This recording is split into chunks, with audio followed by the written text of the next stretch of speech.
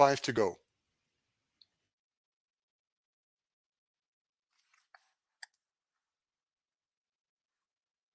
Hello, everyone.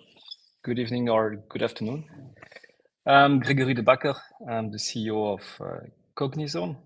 We are a knowledge graph consultancy company, primarily located in Belgium, in Europe. And I'm here today to talk about our presenter approach to knowledge integrity using the tool that we have developed, and that is called Hanami. So I will start sharing my presentation and going through it. I suggest that if you have questions, you write them up in the chat, and it will be my pleasure to answer them at the end of the presentation.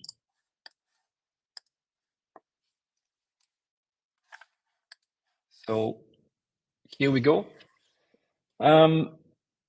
Yeah, I've seen this image this morning, and I think it was fitting the presentation. So I decided to add it a bit last minute.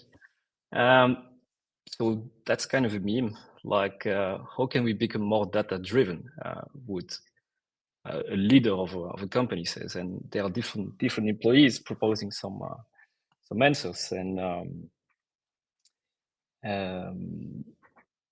then we see that somebody is saying, okay, but before we use machine learning, AI, LLMs, why don't we first fix our data?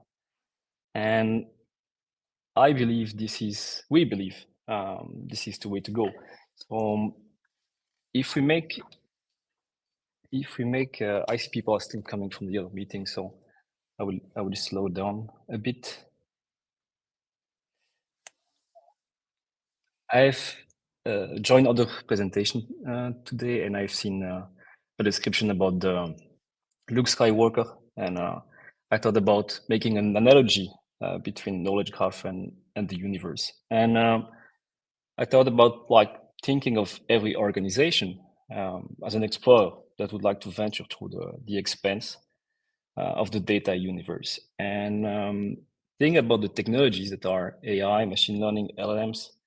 I think we have to really think about the fact whether they are on their own good captains to navigate through this universe of data, or if they will lead us to a black hole. I think most of us, the majority of us, have been using these technologies lately, and we have all had to deal with the hallucination in the language model. And well, this is something where you see me. I'm leading to the fact that knowledge graph they can help us navigate this data universe, because they form a map of the cosmos, the constellation, the stars, etc. And they provide structured guidance to our exploration and to the work of LLMs.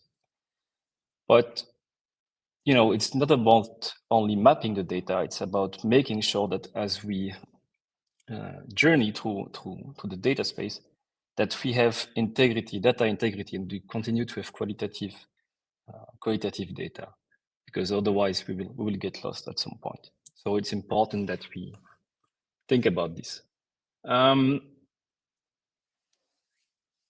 First of all, when I speak about knowledge integrity, it's important to think about how we can create this knowledge integrity. And I think the technologies that we are using and the process of thought of knowledge graph, it really puts the human in the center compared to other IT projects that people are maybe more familiar with.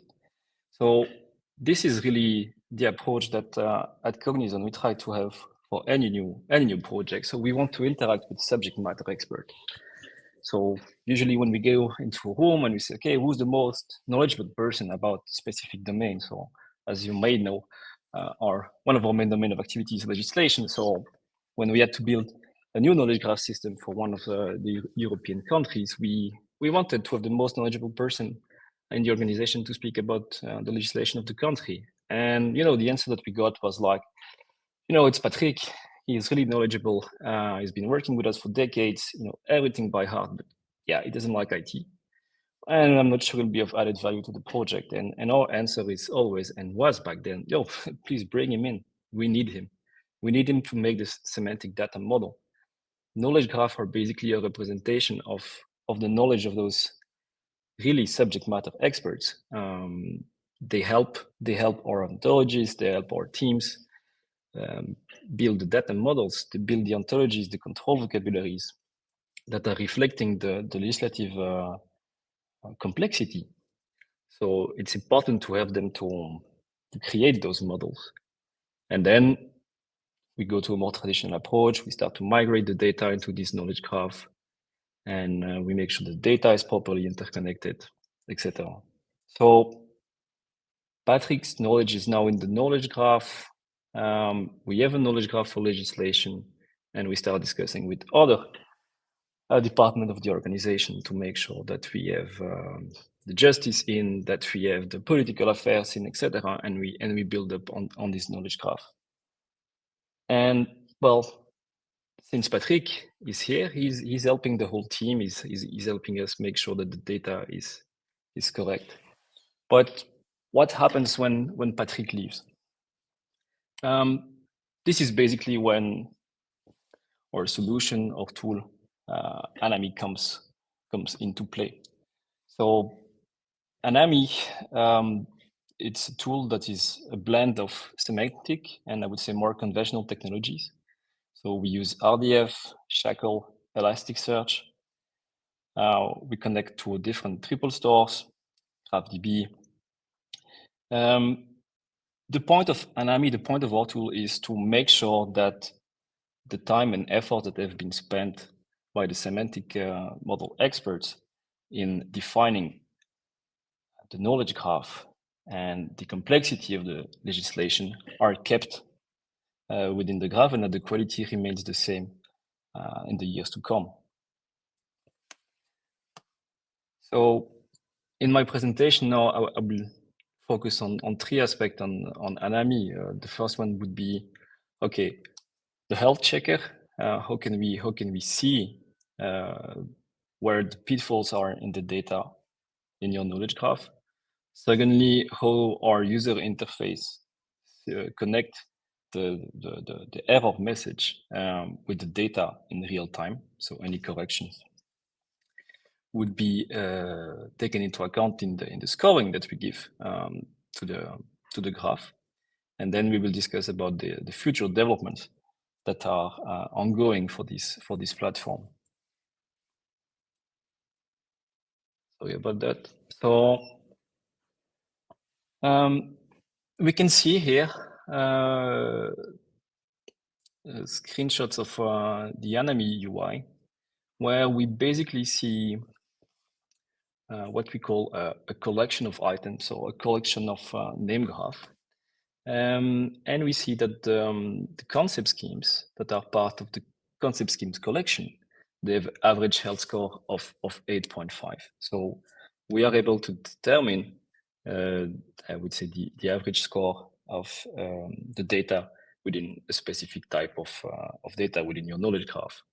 And we have two examples here of concept scheme. One that is really well maintained by the team after Patrick has left, and one that requires some attention. We can see directly from the UI that the data that is in the knowledge graph is no longer compatible with the semantic models that have been defined. And it's time to work on these aspects to make sure that the quality is increased. Okay. So this is practically how you would see errors in the Hanami interface. So our interface is basically split into three parts. On the left, we have a navigation panel where we can see the structure. In this case here, it's a hierarchical structure of a concept scheme. In the center of the screen, you would see metadata that has to be filled in by the end users, business users. And on the right, we can see the quality of the name graph. In this case, we can see that the score is quite low. We are scoring 4.3 out of 10, which is a bad score, obviously. Why? That's why it's in red. And In this case, we can see in the center of the screen that what is highlighted as being wrong is the preface. So what is the preface for people that are knowledgeable about legislation? Preface is inside the legislative text. It's kind of an introduction text that gives a preamble to the actual legislative constraints. Okay, so this text is quite popular and important to have, specifically in the context of international legislation. And we see here, for whatever reason, that this specific concept miss a type, and therefore it makes the data corrupt. Okay, and this can be problematic. This can be problematic for many types of users. If we think about the people that are interacting daily with the tools, having wrong data can be impacting the applications that the knowledge graph is built on. So people might no longer be able to select a preface as part of the legislative text that they are working on. Okay, but it's also important to bring data integrity in order to help other types of users or of stakeholders. So, for example, an analyst that would want to make some interpretation about how many preface exist into legislative text, or if we want to have rules that enforce that the preface exists in international text, etc. These are the types of problems that you can start facing if you don't have proper data integrity. And this is where our tool helps through its health checker and validity checks to ensure that the errors in your graph are reported and fixable. Okay. Let's not forget a really important user of the data, which are at the end user.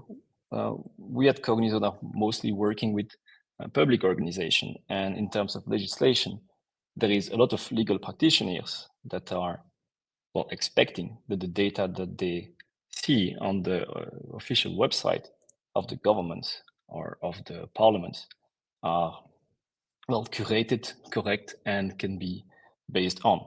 So through the usage of a tool, through the usage of Hanami, the civil servants, they can make sure that the quality of the knowledge graph is higher than it was before, and they make sure to ensure the trust in the system remains the same for the end user, which is important also for the stakeholders and the business leaders in charge of these departments, right?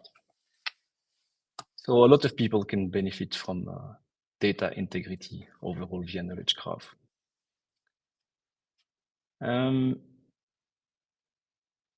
Future developments of the platform of Hanami, following the feedback we have received from various clients, is that they would like to have more power to be able to adjust the scoring settings, catering to their specific requirements. For the moment, this is something that we are doing on our own for them, and they don't have any control over. But we plan to add configurability. Another important aspect is the fact that we are reporting errors at the moment, but in some cases, specifically in terms of legacy data, one might think that it's required or important to have one instead of errors being reported to the end user. So this is also something that we are working on. The language integration, for the moment, the error message they are in English, in technical English. So we are planning to integrate with other languages to help end users being able to correct their data. And then finally, for those who are knowledgeable about Jackal, well, we plan to integrate Jackal business rules on top of the Jackal constraints. So that we can have even more of Patrick's knowledge inside the tool, making sure that less errors are made in the future. So some of the key takeaways that some of the key points I wanted to discuss in this presentation is that in our view, it's really crucial to have integration between the errors, the diagnostic reports that we have seen, and the data. So we really want the end users to be able to make a change in the knowledge graph and directly see the impact of this change positively. So they will see automatically that the scoring gets higher after they correct some errors, which make them more prone to continue on this journey and to clean up their data. It's really engaging for the team to do so. Secondly, is that there is a wide beneficiary base from data integrity. It's not only the people using the applications, but it goes through the whole organization, it goes through analysts, it goes through the final end users, and it goes, of course, to LLMs and AI and machine learning in general. If we have clearer data, cleaner data, if we enforce data integrity, we make sure that the course is set right across the data universe and that we don't end up in a black hole, as I was mentioning before. So these are the most important aspects about data integrity that we should think of and take into account while building knowledge graph.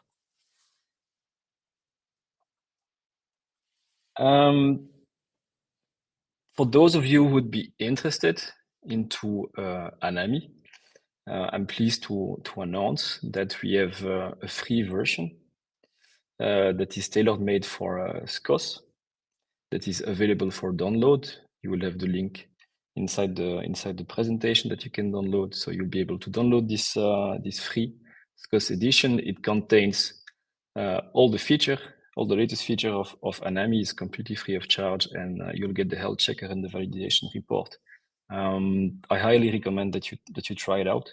If you have SCOS data, it makes a lot of sense. We have helped quite a few organizations clean up their control vocabularies over the past few months since we have released this free edition. So I encourage you to download it. Finally, I discussed a lot about Hanami, but Hanami is part of our portfolio here at Cognizone. So for those of you who wouldn't know us, we are a company in IT and data management with a focus on semantic and knowledge graph technologies. We help organizations to integrate and publish their data, and we have been doing so since 2015. We are, I would say, mostly engaged in the domain of legislation, the labor market, enterprise semantic interoperability, and lately we have started also working on the research domain through the Cordis project. And our clients range from public organization, mostly, like I mentioned, the European Commission, European Parliament, 2 European countries that are publishing their legislation, the publication offices of the EU. And well, we have been expanding lately, so the team is now composed of about 35 people, scattered about in 4 countries in Europe. So you can find us in Brussels, in Luxembourg, in Switzerland, and last but not least, in Greece. Well, I would like to thank you for your attention, and I would like also to thank Ontotext for the organization of the forum and of this session. And I look forward for your questions.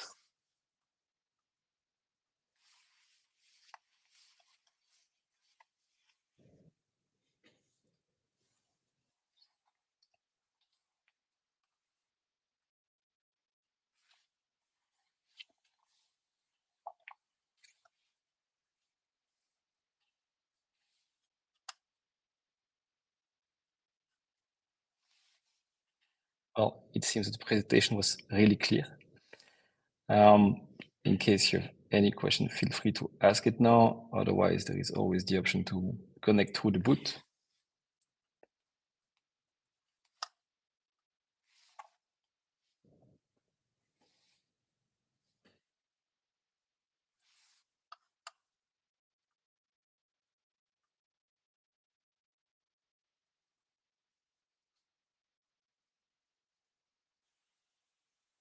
All right. Well, I don't know, Ivan, if you want to say something or if we should close, I don't know, up to everyone if they still have questions.